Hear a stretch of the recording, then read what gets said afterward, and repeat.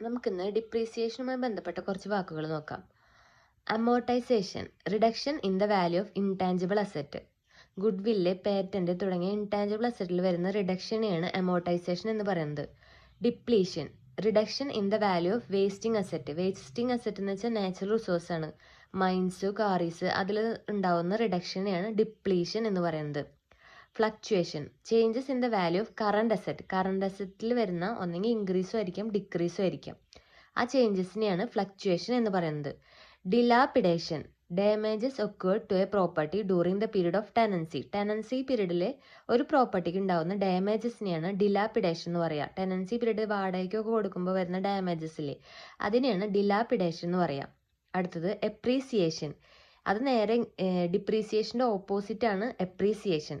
Depreciation decrease ആണെങ്കിൽ appreciation increase in the value of fixed asset ആണ് appreciation. Thank U.